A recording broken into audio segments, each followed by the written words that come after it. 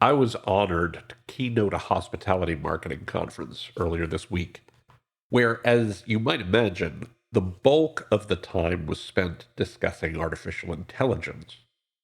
Virtually everyone wanted to understand how to get more value out of AI and how to make it work better for their marketing activities. I think that those kinds of questions represent the right viewpoint because they put the focus squarely on business and customer value that AI provides, or, sometimes doesn't. Beyond those questions, there were two presentations, particularly around AI, specifically around AI, that stood out to me during the conference. The first was from a major digital agency who highlighted that one of the most used AI agents for booking travel both receives hundreds of thousands of searches per week and is, for all practical purposes at the moment, useless. It doesn't really work well at all. That's remarkable. It's very similar to the early days of internet or mobile, if we think about it. The user experiences and utility of those tools were generally, in the early days, not great. You could also see, though, how effective they would be, and soon. The second presentation that really, really got to me was from Google, and it just blew my mind. Throughout the presentation, the Google representative talked endlessly about how great Google is at AI, how deeply embedded AI is in the company's products and services, especially around advertising. Equally, though, he also talked about how much bigger Google is than OpenAI or ChatGPT, or really any of the other players, too. Like, a lot. He didn't talk about it a lot as in a lot bigger. He talked about it a lot as in a lot of talking about it. He mentioned how Google.com is 16 times bigger and YouTube is 5 times bigger than the top 9 AI sites combined. He talked about how Google, quote, remains the top resource, unquote, for consumers in the travel vertical. He talked, and this is a quote, how despite their popularity, AI tools do not yet resonate with consumers researching and planning travel. And for some reason, the more he talked about it, the more it felt very defensive. Like, no, really, we're still the best. Don't even think about these other guys, let alone using these other guys. It was weird. Not at all the kind of talk I'm used to hearing from Google. It's almost like they're looking over their shoulder and afraid of what they see. Situations like these always remind me of the Hemingway quote about how people, or companies in this case, go broke. Slowly, then all at once. We're in the slowly phase at the moment. And all at once feels like it's right around the corner. And that reminded me of an episode from a little earlier this year that asked, AI is eating the world, but who's paying for dinner? It was based on the recent Mary Meeker AI report, which outlines the ways in which the world is changing, not just for marketers, but for the overall market. I'm going to have a lot more to say in the next few weeks about the state of AI in marketing, a big picture view of how AI and zero-click marketing are combining to make this the most interesting and challenging time that marketers have had to face in quite a while. Stay tuned over the next few weeks for more on that topic. In the meantime, I hope you'll enjoy as we revisit this look at AI is eating the world, but who's paying for dinner? It's a little bit longer than our typical episode, but I think you'll find it worth your time. So let's dive in and check it out. Coming at you right now. So I've been reading the Mary Meeker report for the last, 24 hours or so. Longtime listeners of the show and readers of the blog know how much I love Mary Meeker's report. If you're not familiar with Mary Meeker, she's a venture capitalist. She's been around for a long time. She was an early investor in Facebook. Super, super smart woman. Tremendously smart team she's put around herself. And I devour her report every single time it comes out. It is a massive report this year.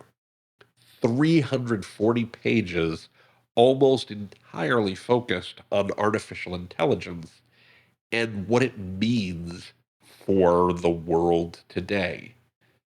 Now, you know that this show literally started out as a place for me to think out loud. That's where the title came from.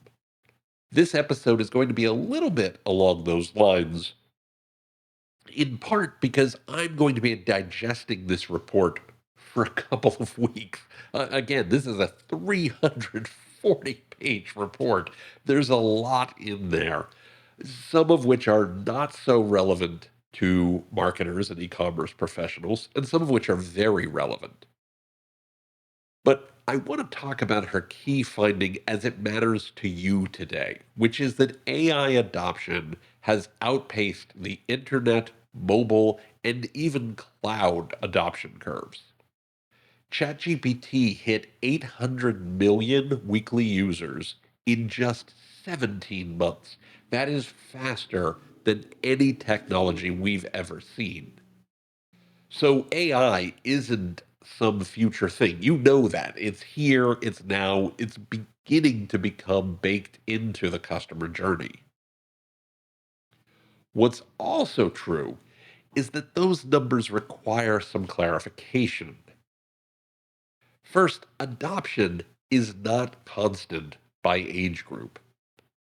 Sam Altman, who is OpenAI's co founder and the CEO, said this. He said a gross simplification is older people use ChatGPT as like a Google replacement. People in their 20s and 30s use it like a life advisor. That's a big difference. That's a huge deal in terms of how customers use these tools. The second key thing that you want to take away is that adoption might not be as broad as you might think.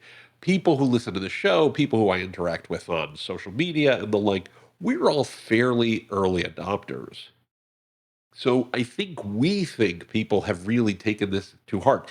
And it's not that they haven't. Again, adoption has been huge. But today they're spending maybe 18 minutes per day on ChatGPT by, and this is a quote from the report, USA active users. Now that's up from roughly 7 minutes per day in less than 2 years.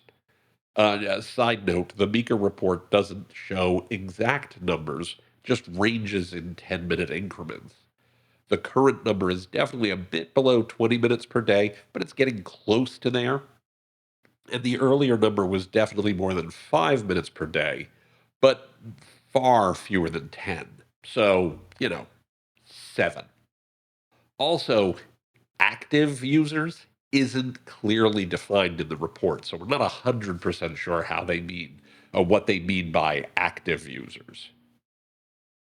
Another chart in the report shows that the average session duration is a little over 2 minutes, and that the average user has about 7 to 8 sessions per day, roughly double what it was less than 2 years ago.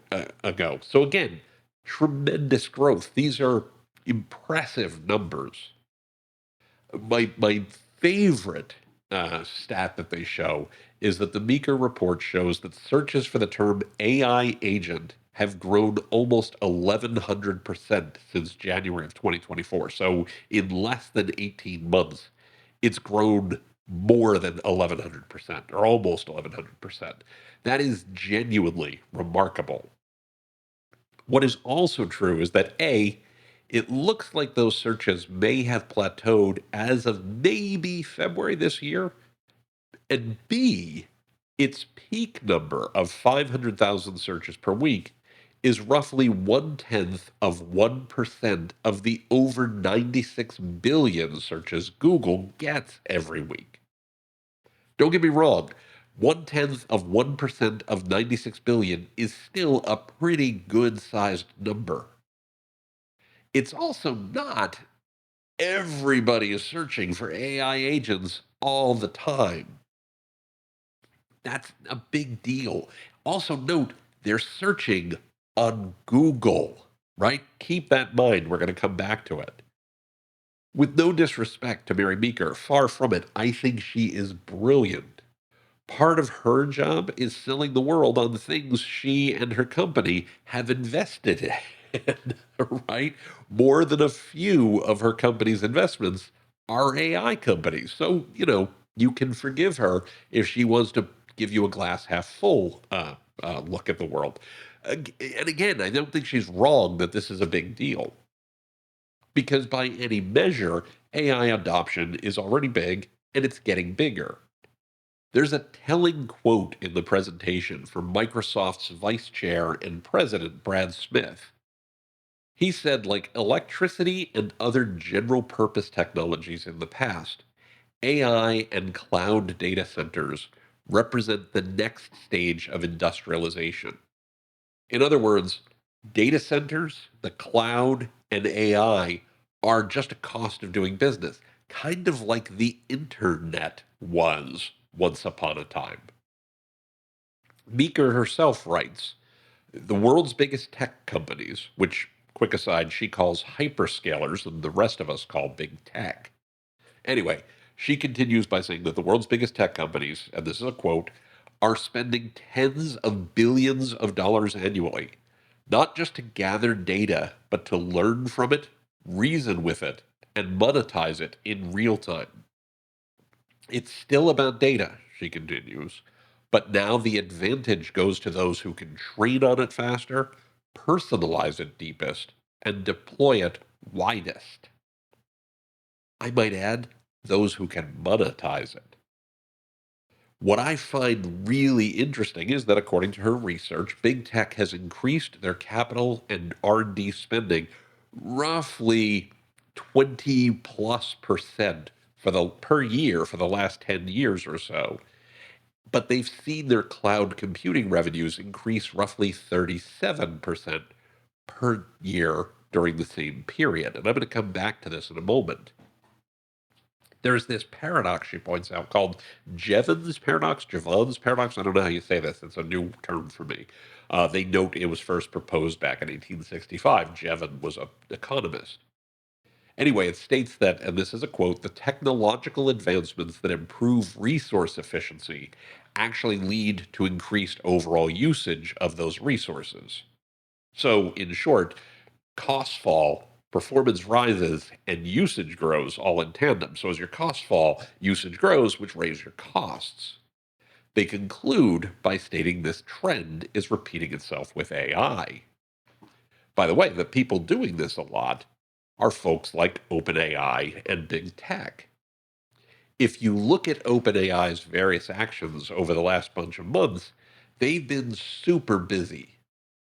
OpenAI apparently wants to buy Chrome if Google is forced to sell it as part of its antitrust case. OpenAI launched a commercial search engine, a consumer facing search engine.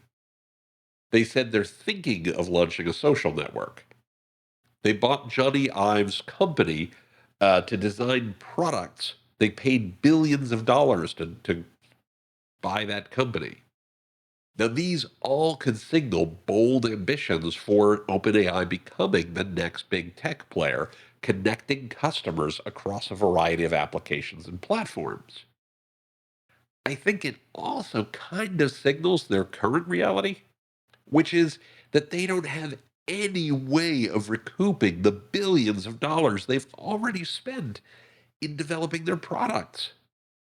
According to reports, they generated $3.7 billion in revenue in 2024 and lost $5 billion. That's a neat trick. They're on track for apparently $9.2 billion in annualized revenue in 2025 against the $64 billion they've already raised in funding. And that's before you consider the fact that open source is coming.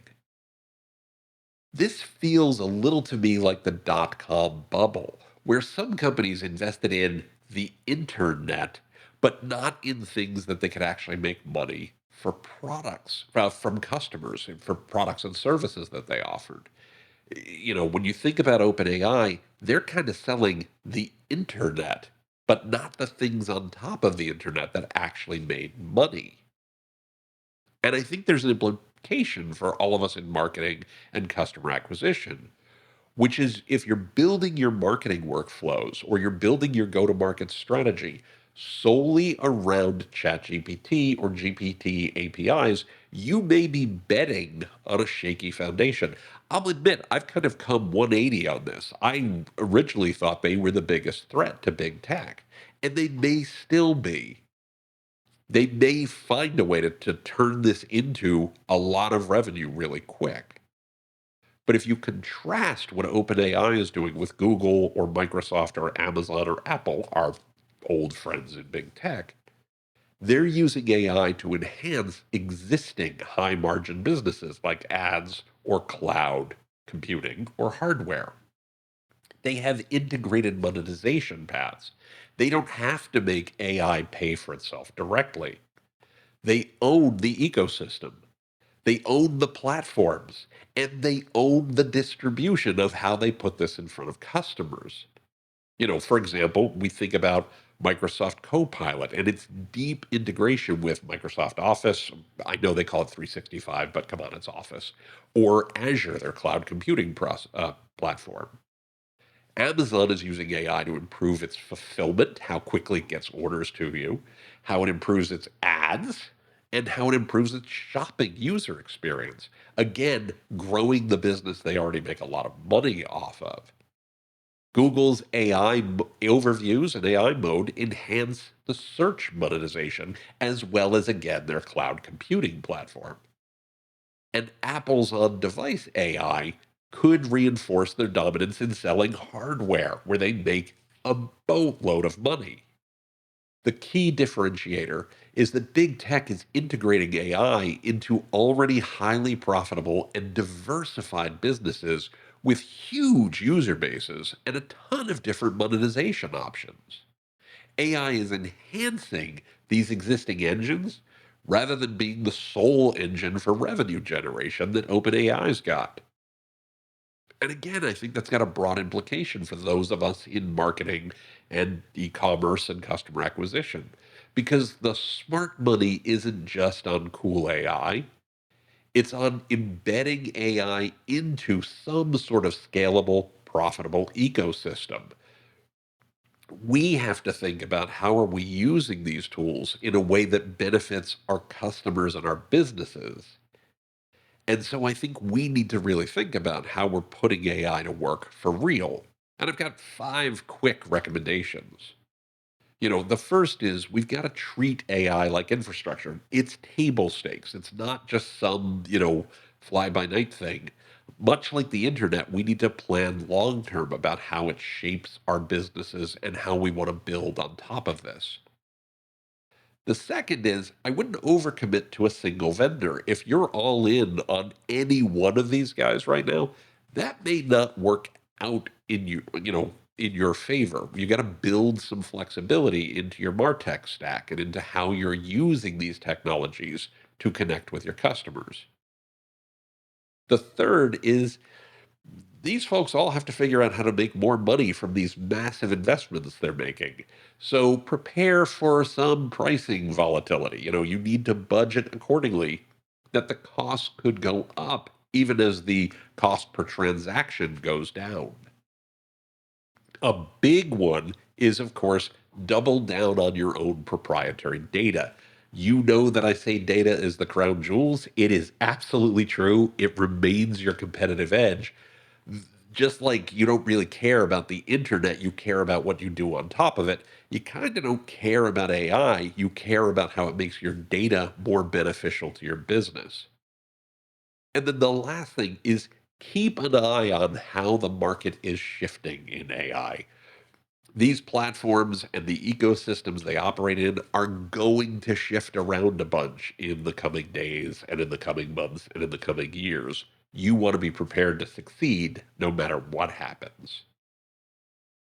Now, all of this said, I do want to say we are clearly in a period of breathtaking innovation. I mean, we have seen so much change in the way AI is shaping the way that our customers interact with our businesses and that in the way that our businesses respond. But it creates a certain degree of uncertainty. So we need to keep learning and we need to remain flexible. If I can leave you with one last thought, though, is OpenAI may have built the rocket, they may have built the vehicle, but the companies who are going to make money on this are the ones that are selling tickets, who are connecting with customers, and who own the fuel supply. You need to think beyond the rocket. You need to think about beyond the tool. You need to think about the system you're building because the marketers who will win in this next era aren't just using AI. They're thinking about how it shapes their business and structuring their business around how it helps their customers. The future of marketing and e-commerce, it won't just be about using AI, but about intelligently investing in the right tools and using those solutions that are built to support sustainable business models. I think it's really critical we make sure we distinguish between the two. And if you do a good job of that, you'll succeed no matter what happens to any of the players. I can't wait to see what you do. Now, looking at the clock on the wall, we are out of time for this week. I'm willing to bet that you might know someone who would benefit from what we've talked about today. Are you thinking of someone? Why not send them a link to the episode? Be sure to let them know what you think, too. Keep the conversation going. You can also find the show notes for this episode 464, as well as an archive of all of our past episodes by going to timpeter.com/podcast. Again, that's timpeter.com/podcast. And of course, be sure to like and subscribe wherever you get your favorite podcasts. By the way, if you're looking for something new to read, something cool to read that talks about big tech and how you can build your business beyond big tech, I'd love to suggest the #1 new e-commerce book on Amazon.com called Digital Reset, Driving Marketing and Customer Acquisition Beyond Big Tech, and written by me. Please pick up a copy and let me know what you think. I would genuinely appreciate it. Now, before I go, I just want to say thanks so much for listening. This show would not happen without you. I'll be back next week with a new episode, and I can't wait to talk about all the other cool stuff that's going on in the world. Until then, please be well, be safe, and as the saying goes, be excellent to each other. We'll see you soon.